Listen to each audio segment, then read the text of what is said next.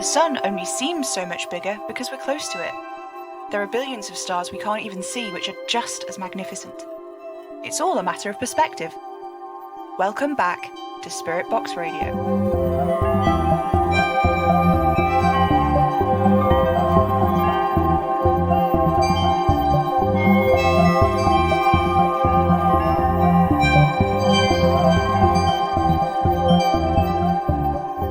Hello, faithful listeners. Welcome back to the third edition of the Spirit Box Radio Enlightenment segment, where we learn together about the arcane arts. We had a message on the forums following last week's episode from user Silly Tilly, with some notes about what I said regarding the letter we received from Amy Jeremy about the messages her father was hearing on their radio. Silly Tilly pointed out that often the way we interpret messages from arcane beings of any kind, whether it's through a spirit box or a seance, is usually influenced by our own feelings. Here's the full message that they sent. Hi Sam, I just wanted to drop in and mention a few things about the AJ letter. Basically, when you're interpreting messages from a spirit box, etc., you want to think about the kind of energy you yourself are bringing to the situation. Like, if you're really angry, you've got a chance of accidentally communing with something more malevolent. But it also changes the way that you hear messages too. So if you're expecting to get a message, you're A, more likely to get one, and B, more likely to get something that lines up with what you're expecting. Humans have big brains and we do a lot of thinking. That means a lot of arcane energy going through us all the time, and that changes all kinds of things about the ways we interact with the arcane. Thank you, Silly Tilly. That's a really good point. It's important to bear in mind that your current feelings are going to have an impact on any arcane forces around you. Madame Marie always said that humans are very clumsy with their arcane energy. It spills out everywhere and makes a right mess. It's big and disorganised. Arcanism is about refining and organising that energy and channeling it towards achieving certain goals.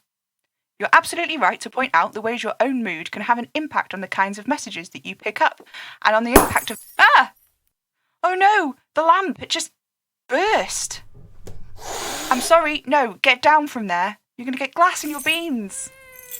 Sorry, Revel, no.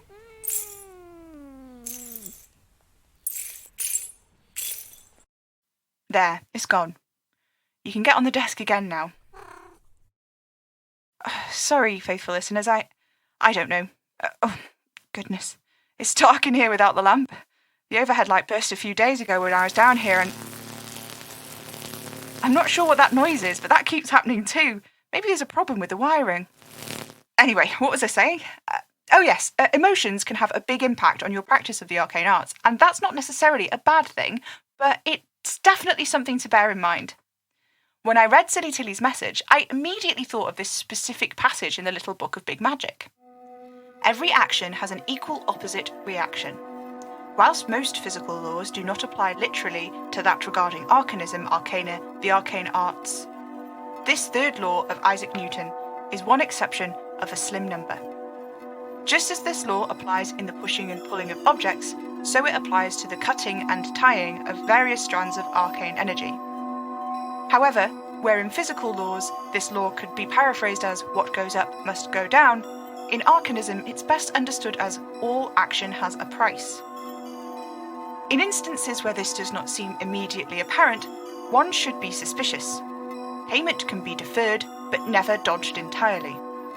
See Equivalence in Casting and Summoning on page 311, and Emotional Rebate on page 404. Yeah, so you see, it feels like that emotional rebate thing might be of some relevance to Silly Tilly's message, which is why I thought of it, except the pages have been cut out of the book. I don't know how I've never noticed this before. Pages 310 to page 313 are missing. It goes right from 309 to 314. And then 404 all the way to 410 are just gone. There's no torn edge of the paper. The book is very old, so maybe they just fell out. At any rate, it made me curious as to whether there were other sections missing from my copy, and there were. Pages 12 to 15, which is supposed to be a description of the rune Algis and its various forms and usage, are completely gone, leaving just the introduction to Algis on 10 and 11. I did think it a bit odd the first time I read the book, actually. Later on, people are talking about Algis formations and unusual applications, but I didn't remember them being discussed earlier at all. I chalked it up to a quirk of my particularly holy memory, but no, the pages are simply not there. I picked through the book really carefully, checking the numbers of the pages at the bottom. And there's the Algis section that's gone, the two mentioned above, a section about prophecies, and most peculiar of all, I never noticed that the final page of the book ends mid-sentence. The last section of the book is about some theories of ghosts, how they work, that kind of thing. And it just sets it up like it's about to start talking about how ghosts are different from other kinds of arcane beings, and then it just cuts off.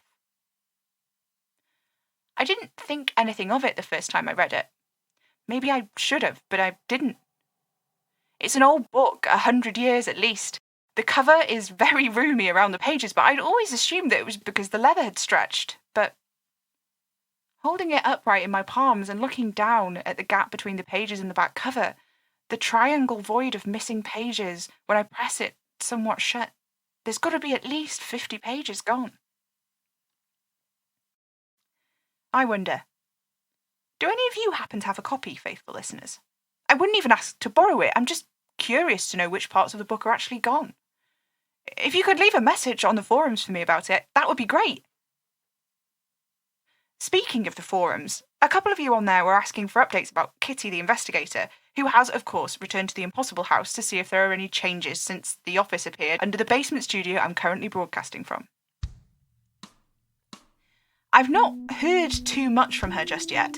She's very wisely decided to go and do some reconnaissance before actually returning to the house. Even though she's not taking my comments about the house seriously, she did at least listen to the recording of that conversation I had with her that got posted on the forums. You know, the one where she was inside the house and then completely forgot she ever went inside the moment she left? Yeah. Apparently, the sounds of her own confusion was enough to convince her to be at least cautious. She does have, I don't mean to sound judgmental or anything, but she does sort of just end up doing things a lot of the time without having really thought them through. I know, pot kettle. Anna would be throwing things at me if she was here, but no, I haven't heard from her. Anyway, the other thing people have been talking about on the forums is, well, and this is a bit embarrassing. You all really liked Rytidia's Bogwitch showcase from a couple of weeks ago, and you're all wondering when I'll next be having a guest on the show to make the Enlightenment segment that you were all promised, rather than the Sam guesses vaguely at Arcanism and tries not to make a fool of himself live on air segment. Which is, it seems, what things have devolved into. I'm so sorry, faithful listeners. I have been trying to get hold of people to come on the show, but, well, Madame Marie's list of contacts, a lot of the people in it seem to be dead or missing. In fact, the only people in there I did manage to get a hold of were Rytidia and Stickler, and, well, they weren't interested in coming on unless there was something that they could clean. I suppose that is their business, you know, and there was another number in there, of Oliver the Florist, would you believe? I haven't quite plucked up the courage to call it. I'm still in no fit state to go back to the shop. I'm sleeping 9-10 hours a day at the moment, and I do mean a day too. I wake up about 7 in the evening, time enough to make a pot of coffee, just as the sun starts to sink. Usually the pot is brewed perfectly in time to sit up and watch the sunset from the low wall in the back garden. Then I spend a few hours playing with Revel and reading books from down in the studio, though none of them are particularly useful. Oh, goodness me! I almost forgot, because I found this weeks ago, not long after I woke up. It's an augury forecast for this week. It was wedged in the back of one of the books in the studio, one of the annoyingly Middle English ones that I can barely make sense of. But as far as I can tell, it's a contemporary account of the precursor to Arcanism during the Norman Conquest. The augury forecast isn't in Middle English, don't worry. It's actually written in sparkly pink gel pen on a page which looks to have been torn from a Care Bears notebook. Still, it's been a while since I've read your augury forecast, so I'll share it with you now.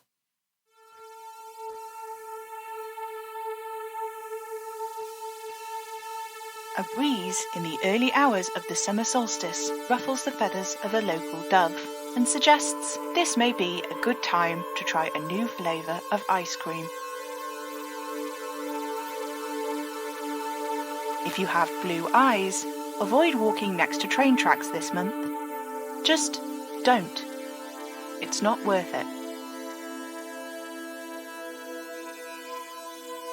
The sock is gone. Give up on the sock. It's not coming back. Retire its brethren.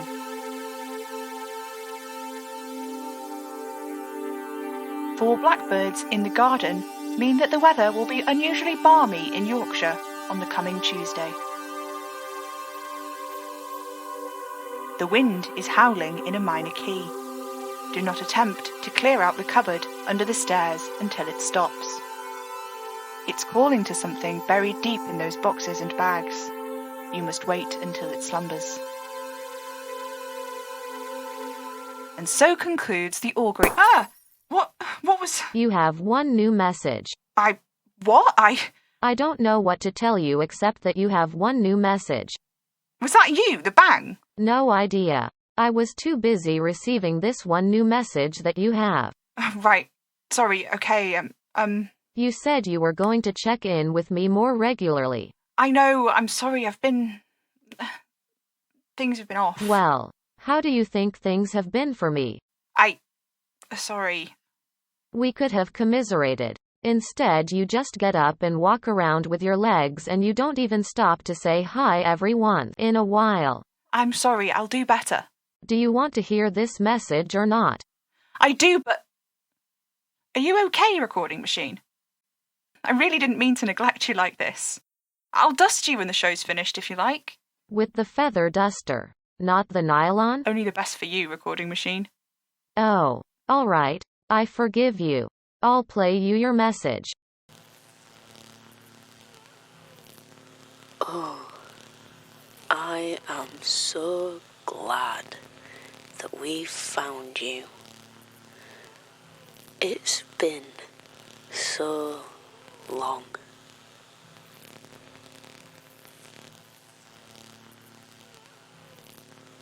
End of message. That person, did they leave a number? No. Damn. I know that voice. I don't know where from, but I know it. You're sure they didn't leave a number? They did not. The message was direct. Direct? They didn't phone the studio. The message was direct. But how can they leave a message on the answer machine without calling? They spoke to me directly. They spoke to you? Yes. Shocking, isn't it? People do that sometimes. You're doing it right now. What? They were here? Yes and no. When? Well, this part is troubling. Tuesday at 21:04. Tuesday? But I was here on Tuesday. I was in the room. I was sat with Revel, Cosmo and Eggroll. We were watching Oran High School Host Club. Yes, I remember. The message was also left just now. I'm confused. What's new? You can be really mean, you know. Sorry. Old habits die hard. How can this person have been here? Not a person. Not a... What? Wait, a ghost? Maybe. I don't know. I'm just a recording machine. Right, okay, right. Play the message again? Okay. Oh, I am so glad that we found you. It's been so long.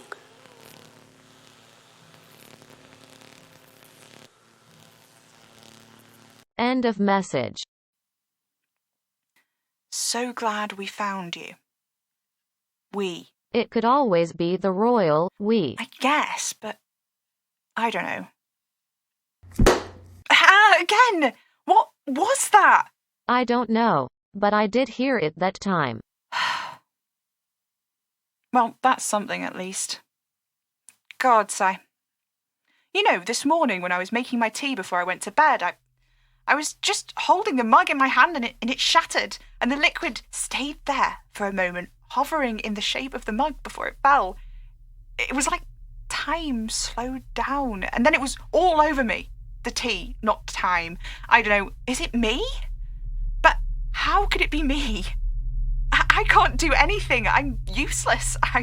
I've no talent for arcanism, and I'm a danger to myself and others when I try it.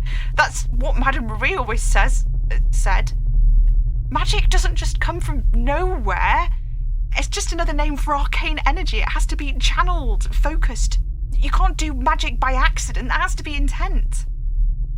There are magic things, magic events, magic that just sort of happens, but you cannot do magic by mistake. It's a core part of it. That's why you have to mutter your intentions when you cast a circle and be clear about what you're trying to achieve when you're casting spells. It matters that you're doing this purposefully. Madame Marie always says in some ways that's what magic is. Intention wrought into reality by human will alone. So let's think about it sensibly. What things can cause magic to appear to just happen? Objects imbued with arcane energy, like objects a ghost has attached itself to, containment spells gone wrong, poltergeists, manifestations of wild magic approaching conscious thought, but none of that is about people. Could I be possessed? I mean, in ways it makes sense, doesn't it? I don't remember my past, and I didn't kill Madame Marie, but somebody did, and it makes sense that it would have been me, but it wasn't me, and... Am I this? Am I possessed? Is there something else in me? Something bad, which takes me over? God's faithful listeners, I can't think.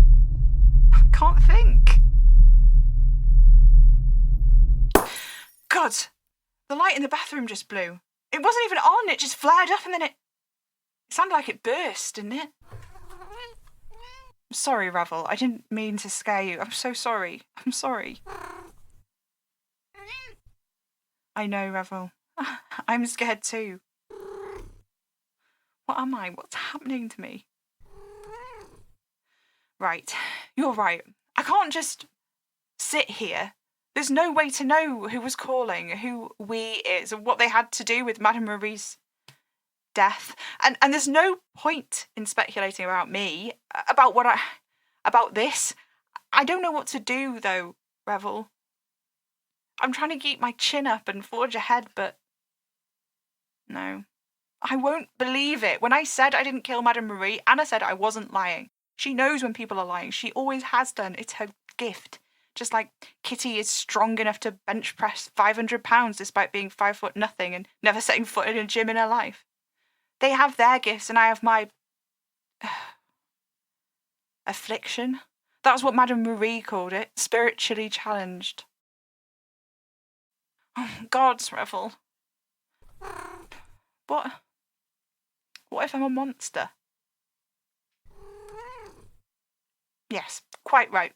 Well, faithful listeners, I think I should call it a night. If any of you could provide any insight into this, well, please share it on the forums. As always, if you're planning on communing with the other side, you know what to do. This has been the Spirit Box Radio this has been the Spirit Box Radio Enlightenment segment. I've been Sam Enfield, I think, and bid you all a restful night.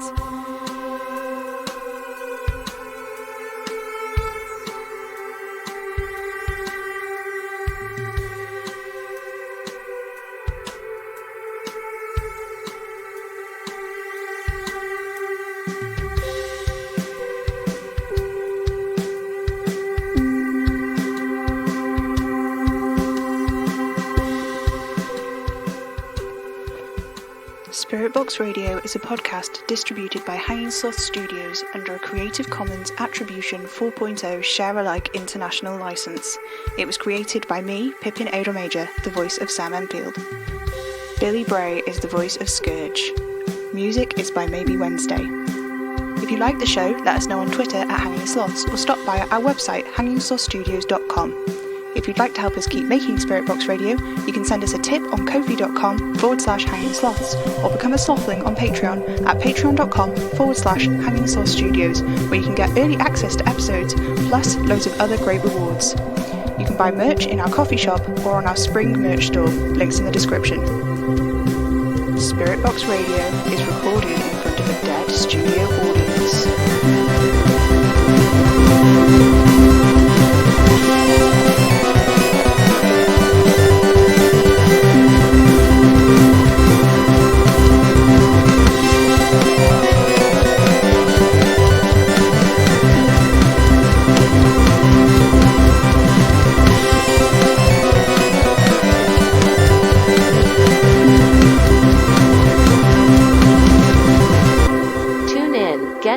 key.